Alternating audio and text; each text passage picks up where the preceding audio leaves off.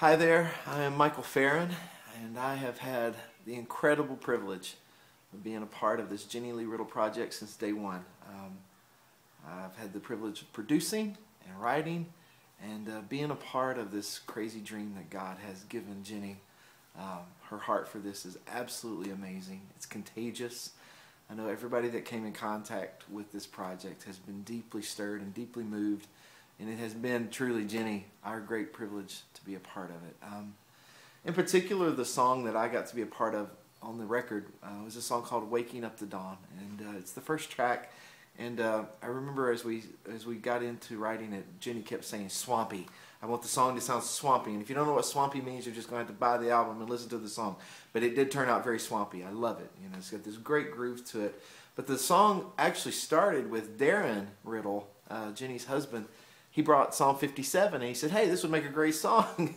I will awaken the dawn." And I flew to Dallas to write with Jennie, and I think the idea had already Darren had already thrown that at her, and so we decided to tackle it.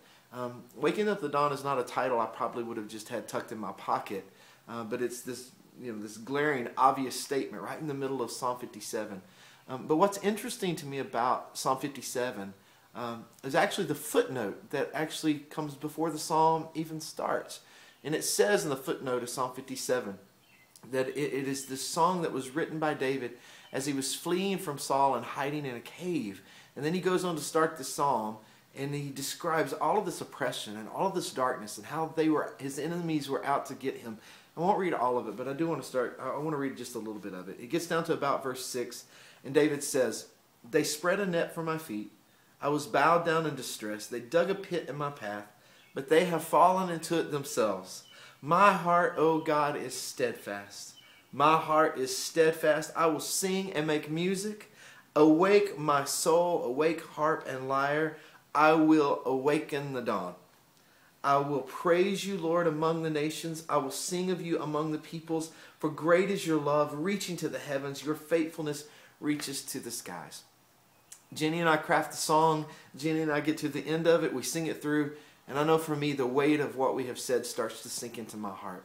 And my heart for this song is that it be a song that so encourages the bride of Christ in this time and era, that though there is darkness around the world, though there is oppression around the world, that we would not be, as the bride of Christ, as his sons and daughters, that we would not be shrinking violence, that we wouldn't just fade into the dark, that we wouldn't be so frightened and scared that we shut down, but instead we would be like David in Psalm 57, and in the middle of all of that, in the middle of the night, say, "No, my God is good. My God is overwhelmingly victorious.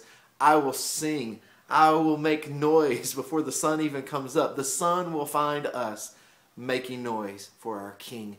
And I pray that that's what happens as the church hears this song. I pray that their hearts are filled with courage.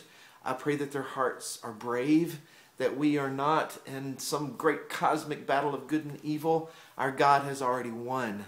We are absolutely on the winning side. And no matter what happens in the world around us, we can truly in the middle of the night say, "Our God is great. We praise you among the nations. Let people rejoice." I pray that's what this song does in the hearts of God's people. Jennie, I'm so grateful to be a part of this. I'm so grateful to be a part of this song. And I'm so excited to see what God does with all of this in the time to come.